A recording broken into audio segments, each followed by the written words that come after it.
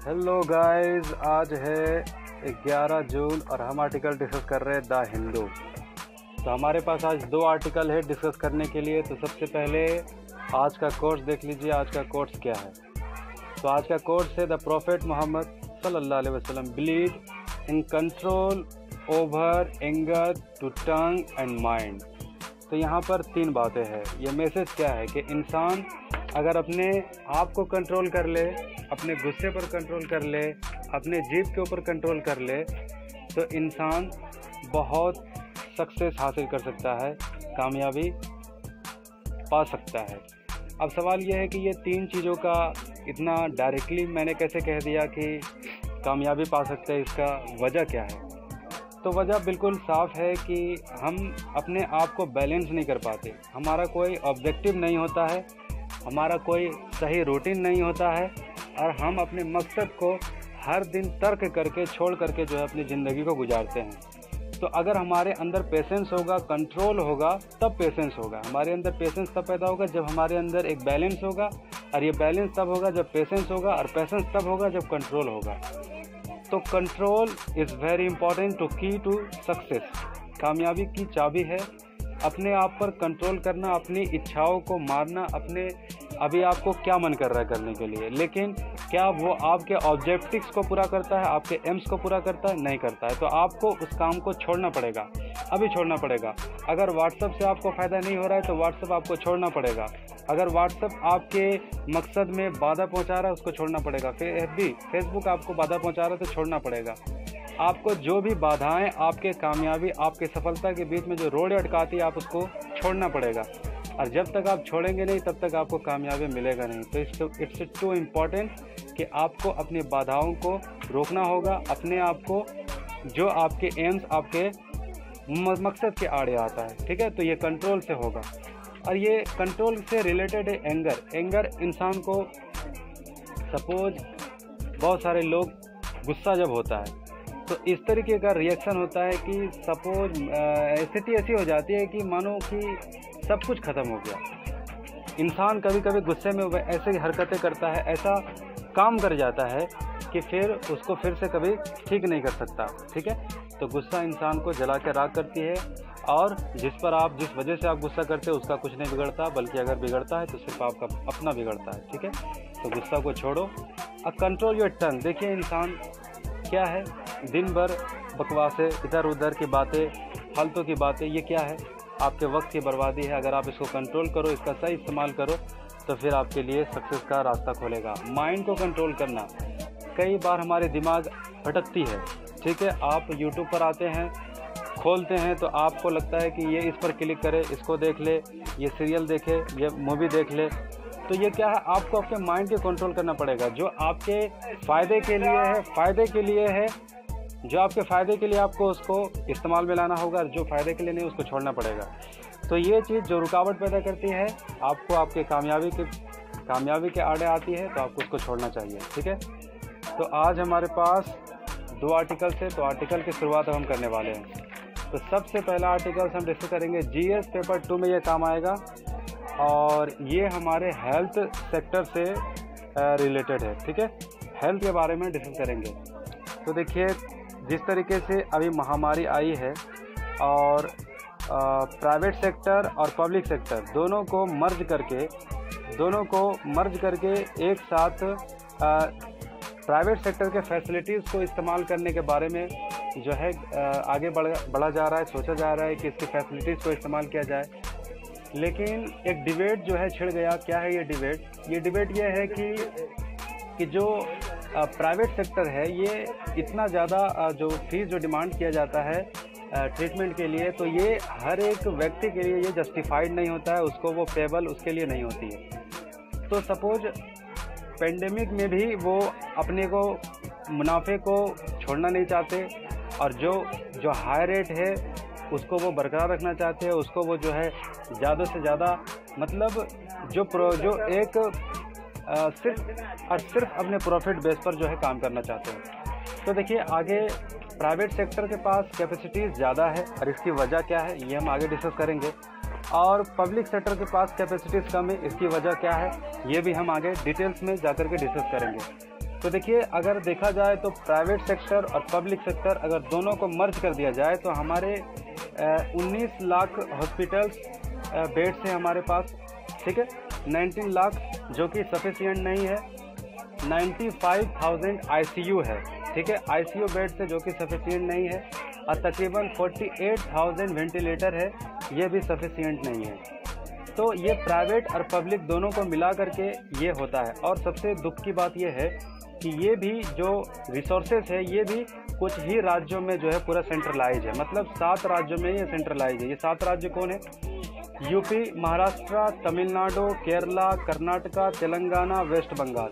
यानी कि ये फैसिलिटीज़ जो इसके बारे में डिस्कस कर रहे थे ये भी ज़्यादा से ज़्यादा जो है मोबिलाइज है 7 स्टेट में ही सबसे ज़्यादा है, यानी कि केरला, कर्नाटका, तेलंगाना, महाराष्ट्र, तो यहाँ पर ही सबसे ज़्यादा ये रिसोर्सेज जो है ये मौजूद है। तो अब देखा जाए तो बाकी के राज्यों में मतलब इसके मुकाबले में बहुत ही कम है, ठीक है। तो अब देखिए कि वजह क्या है, मतलब प्राइवेट सेक्टर इतना ज़्यादा जो है चार्ज करता है जो कि हर व्यक्ति के लिए जो है वो पेबल नहीं होता है, वो भुगतान नहीं कर पाएंगे, उतना वो कर नहीं पाएंगे। तो देखिए ये कमियां कहाँ पर है, मतलब प्राइवेट सेक्टर के पास जो एफिशिएंसी, जो उसके पास जो कैपेबिलिटी है, वो कैपेबिलिटी हमारे पब्लिक सेक्टर में क्यों नहीं है, ठीक है। तो पब्लिक सेक्टर में क्यों नहीं, इसका वजह तो देखिए क्या है, सीधी सी बात है कि आज़ादी के बाद से ही हेल्थ सेक्टर पर जो है बहुत ही ज़्यादा कम ध्यान दिया गया, बहुत ही ज़्यादा कम खर्च किया गया। 1.3% ऑफ GDP भी हम हेल्थ सेक्टर पर खर्च नहीं करते, 1.3% भी खर्च नहीं करते, ठीक है, आज़ादी के बाद से। और देखिए सरकार का जो अप्रोच होता है वो क्या होता है, प्रिवेंटिव मेजर उठाते, मतलब ज़्यादा से ज़्यादा क्योर के ऊपर, प्रिवेंटिव मेजर के ऊपर, जैसे कि पोलियो का जो है बूंदें दी जा रही है, और फिर जो है ट्यूबरकुलोसिस के बारे में जो है ये सब चीज़ें जो हो रही है। तो ये मेजर्स जो उठाए जाते हैं ये क्या होता है, इम्यूनाइजेशन, यानी कि ज़्यादा से ज़्यादा जो है इम्यूनिटी को जो है पावर करने की बात, इम्यूनिटी को जो है स्ट्रॉन्ग करने के लिए जो है ये ज़्यादा से ज़्यादा इनिशिएटिव उठाती है। और वो भी जो है उसकी जो जिस तरीके से होना चाहिए उसमें भी बहुत अधूरा, मतलब बहुत अच्छे से काम नहीं होता, ठीक है। और मैटरनिटी जो मात्र जो मृत्यु दर हो जाती है जन्म के दौरान माता की, तो इसके ऊपर ज़्यादा फोकस रहता है। यानी कि जो इंडिकेटर है, जो अलग अलग जो इंटरनेशनल इंडिकेटर है, उसमें अपना रैंकिंग को इम्प्रूवमेंट करने के लिए सरकार का अप्रोच उसी बेस पर जो है इलाज करना होता है। तो इस तरीके से जो है कई सारी जो बीमारियां, जो जिसमें तकरीबन जैसे टीबी की बात कर ले, तकरीबन टीबी से 1.70 लाख, ठीक है, इतना ज़्यादा डेथ हो जाता है हर साल, ठीक है। 1,70,000 जो है टीबी से लोग मर जाते हैं हर साल। तो इसके ऊपर क्या मतलब इनिशिएटिव, जो क्या मतलब खर्चा होना चाहिए इसके लिए, क्या मतलब किस तरीके से इसको आगे जो है इसको कम करने के लिए प्रयास होना चाहिए। तो इस जो है डिजीज़ बाय डिजीज़ जो है ये फोकस बिल्कुल नहीं कर पाते। इसका वजह यही है कि हमारा जो है खर्च बिल्कुल हेल्थ सेक्टर पर बहुत ही ज़्यादा कम है, ठीक है। तो ये वजह है। तो देखिए इसको क्या कर सकते हैं, क्या है कि अब इसका इम्प्रूवमेंट कैसे किया जाए। मतलब देख लीजिए कि जैसे कि अभी देखिए हमारे पास इनफ हॉस्पिटल बेड नहीं होता, स्पेशलाइज प्रोवाइडेड पब्लिक जैसा कि प्राइवेट सेक्टर के पास होता है, ठीक है। तो डोमिनेंस होता है प्राइवेट सेक्टर के पास, ठीक है। तो अब ये वजह यही है कि हमारा खर्च कम है और ये प्राइवेट सेक्टर जो है डोमिनेट करता है। तो और ये सबसे ज़्यादा जो है सपोज डेट प्राइवेट सेक्टर को वही लोग सर्व कर पाएंगे, वही लोग यूज़ कर पाएंगे। 3 तरीके का जो है लोग बांट सकते हैं हम, जैसे कि लोअर कैटेगरी के लोग। अब वो क्या है कि तकरीबन देख ले कि एक बहुत बड़ी आबादी है, मतलब रूरल एरिया में देखा जाए तो तकरीबन जो जिसके पास ज़्यादा नॉलेज भी नहीं होता, जो है उनके पास उतना कैपेसिटीज़ नहीं है, ठीक है, लेकिन उसके बावजूद भी वो झोला लेकर के वो इलाज कर रहे हैं, दवाइयाँ दे रहे हैं लोगों को और जो है चल रहे हैं। तो इससे क्या होता है कि बीमारियाँ जो है जो फर्स्ट लेवल पर जो ठीक हो जाना चाहिए था वो इनिशियल स्टेज में बढ़ जाता है, ठीक है, सेकंड लेवल पर चला जाता है। सेकंड लेवल पर भी वहाँ पर जो है इंफ्रास्ट्रक्चर उतना अच्छा नहीं होता, थर्ड लेवल पर बढ़ जाता है, ठीक है। तो इस तरीके से जो गरीब आदमी होता है उसका ज़्यादा से ज़्यादा सब पैसा जो है इलाज में ही खर्च हो जाता है। तो ठीक है, ये एक बात था। तो लोअर क्लास के लोग जो है वो उस फैसिलिटीज़ को जो है इनिशियल स्टेज पर जो है उसी के बारे में जो लोकल जो लोग होते हैं, जो दवाई जो सेल्स करने वाले जो प्रैक्टिशनर होते हैं उनके पास जाते हैं, तो वो सही से जो है नहीं कर पाते हैं। और दूसरा ये है कि जब खर्च बढ़ जाता है तो फिर वो बहुत ही ज़्यादा उनके लिए आपदा बन जाता है। और सेकेंड, अगर मिडिल क्लास लोगों की बात करें तो ये लोग भी जो है फोकस करते हैं, अपने आप को इन्हेंस करते हैं, अपने को इम्प्रूव करते हैं कि किसी भी तरीके से कर्ज लेकर ही सही वो अपना इलाज जो है प्राइवेट सेक्टर में जाकर कराने की कोशिश करते हैं, लेकिन वो उसके काबिल नहीं होते, लेकिन फिर भी कोशिश करते हैं। और हाई जो जिसके पास इनकम ज़्यादा है, जिसके पास रिसोर्सेज ज़्यादा है, तो उन लोगों की बात करें, देखिए 1% ऑफ हमारे देश के लोग ऐसे 1% है तकरीबन कि जिसके पास जो है तकरीबन 70% ऑफ भारत का वेल्थ यानी कि संसाधन उनके पास है। अब ऐसे लोग का क्या है, ऐसे लोग तो खुशी खुशी यही चाहेंगे कि हमारा इलाज ऐसी जगह पर हो जिनके पास जो है कैपेसिटीज़, और जो भी वो चार्जेस करे वो उनके लिए वो बिल्कुल ऐतराज़ नहीं कर सकते, उनके लिए कोई दिक्कत नहीं है, कोई समस्या नहीं, तो वो देने से बिल्कुल उनके लिए कोई प्रॉब्लम नहीं होता। लेकिन समस्या ये होती है कि जो पुअरर सेक्टर, जो हमारा जो आबादी जो तकरीबन जो बहुत ही ज़्यादा गरीब है, मार्जिनल सेक्शन है, और पब्लिक सेक्टर के पास भी जितनी कैपेसिटीज़ नहीं होती है कि वो उसको जो है इन्हेंस कर सके, उनको मतलब क्योर कर सके, तो इनके लिए जो है मर्सी के ऊपर समझ लीजिए कि बहुत सारे कुछ जो गवर्नमेंट की तरफ से इनिशिएटिव है उसी के भरोसे ये जो है रहते हैं, और उन लोगों के भरोसे रहते हैं कि जिनके पास कैपेसिटीज़ भी नहीं होती है, अच्छा ट्रीटमेंट वो कर भी नहीं सकते, और जो है इस तरीके से जो है कई सारे जो इलाज के अभाव में जान गंवानी पड़ जाती है। ठीक है, तो अब इसका सुधार कैसे कर सकते हैं, इसका समस्या का देखिए, समस्या तो बहुत बड़ी है, इसका समाधान कैसे होगा। तो appropriate based on the evidence, transparent, accountable. तो सबसे पहली बात यह है कि ट्रांसपेरेंट मैनर में जो है इसको लाया जाए, ट्रांसपेरेंसी लाया जाए, अकाउंटेबिलिटी बनाया जाए, जैसे कि जो डॉक्टर है उसका अच्छा से ट्रेनिंग हो, हेल्थ केयर वर्कर का ट्रेनिंग और रिस्पॉन्सिबिलिटी हो गवर्नमेंट के ऊपर कि वो वर्कर को ट्रेनिंग करे, उसके ऊपर ये रिस्पॉन्सिबिलिटी गवर्नमेंट के ऊपर है कि डॉक्टर को अच्छी हेल्थ केयर फैसिलिटीज़ प्रोवाइड करने के लिए वर्कर को ट्रेनिंग दिया जाए, ये रिस्पॉन्सिबिलिटी गवर्नमेंट के ऊपर है, ये काम करे। और जो स्टूडेंट हमारे जो सिलेक्शन होता है जो मेडिकल में, उसको स्क्रूटनाइज किया जाए, ठीक है, उसको अच्छी तरीके से नीट के एग्ज़ाम दे करके हम जो एडमिशन जो मेडिकल कॉलेज में जो भर्ती किया जाता है, तो इसके ऊपर जो स्क्रूटनाइज किया जाए, जो स्टूडेंट जो कैपेसिटी बिल्डिंग है जिसका अच्छा से इम्प्रूवमेंट हो चुका है, तो उससे फ़ायदा उठाना चाहिए, और उसको इनिशियल स्टेज पर जो है ऐसे जगह पर जो है जहाँ पर हेल्थ फैसिलिटीज़ नहीं है वहाँ पर जो है इन्हेंस करने की कोशिश करना चाहिए कि वहाँ पर जाकर वो प्रैक्टिस करे और वहाँ पर लोगों का जो है समाज सेवा की भावना से आगे आए। ठीक है, तो प्राइवेट हॉस्पिटल जो है जिसको रेगुलेट किया जाए, जो कि बहुत ज़्यादा फीस चार्जेस करते हैं, ठीक है, उनको दिक्कतें बहुत ज़्यादा जो हो जाती है, जो गरीब लोग नहीं कर पाते, तो हॉस्पिटल को रेगुलेट किया जाए, उनके कॉस्टिंग को रेगुलेट किया जाए, और उनको हेल्थ मिनिस्ट्री के द्वारा ऑडिटिंग हो उनका, ठीक है, और एक राइट कॉस्ट हो, यानी कि मनमाना कॉस्ट नहीं होना चाहिए कि जैसे मर्जी जो मर्जी जैसा हुआ कॉस्ट ले लिया। तो प्रिवेंट अनरीजनेबल जो भी डिमांड किया जाता है इस पर पूरी तरीके से कड़ाई से रेस्ट्रिक्शन होना चाहिए और इसको जो है रोकना चाहिए। ठीक है, तो ये था हमारा ये आर्टिकल्स हेल्थ के बारे में, तो ये बड़ा डीपली हमने डिस्कस किया। आई होप ये आपको समझ में आया होगा। दूसरा आर्टिकल है हमारा G7 से, तो G7 को बहुत ही डिटेल से हम इसको डिस्कस करेंगे, तो ये आर्टिकल को डिटेल से डिस्कस करेंगे। तो देखिए क्या है, तो देखिए ये टॉपिक, देखिए मैं यहाँ पर आपको स्क्रॉल कर दूँ, आप स्क्रीनशॉट ले सकते हैं, आप देख लीजिए यहाँ पर। ठीक है, तो ये था हमारा पहला टॉपिक। ठीक है, इसको अच्छे से देख लीजिए, इसको स्क्रीनशॉट ले लीजिए। देखिए होता ये है कि डिस्कस करते वक्त जो है ध्यान नहीं रहता कहाँ पर है। ठीक है, इसको आप देख लीजिए। तो अब हमारा दूसरा टॉपिक होगा G7 के ऊपर। ठीक है, तो G7 के ऊपर हम डिस्कस करेंगे। तो चलिए स्टार्ट करते हैं। तो G7 के ऊपर यह टॉपिक स्टार्ट करते हैं। तो G7 की समिट होने वाली थी, कब होने वाली थी? समिट होने वाली थी 14 समिट होने वाली थी, मतलब जून के आसपास, यानी कि मिडिल जून में होने वाली थी। ठीक है, तो ये समिट था वाशिंगटन DC में, लेकिन ये समिट जो है पोस्टपोन कर दिया गया कोविड-19 की वजह से। लेकिन एक ख़ास वजह ये भी है कि ये समिट जो G7 जो ग्रुप है ये अच्छे तरीके से जो है वर्क नहीं कर पा रहा था, और जो एंजेला मर्केल जो जर्मनी का चांसलर है उनका इरादा पहले से ही स्टे करने का हो गया था कि वो ग्रुप में मतलब समिट में पार्टिसिपेट नहीं करेंगे। तो इसका वजह ये था कि कई सारे मतलब पिछला अगर देखा जाए तो इस तरीके से मतलब G7 में जो हो रहा है ये कोई मतलब ऐसा लग रहा है कि जैसे जो स्टेप जो होना चाहिए जो निकल करके आना चाहिए जो चीज़ें वो चीज़ निकल करके नहीं आ रहा है। ठीक है, तो देखिए उसी तरीके से ट्रम्प ने इनको G7 को एक्सपेंड करने के बारे में कहा कि G7 को G10 या G11 बना दिया जाए। ठीक है, तो G10 और G11 बनाने की बात की गई।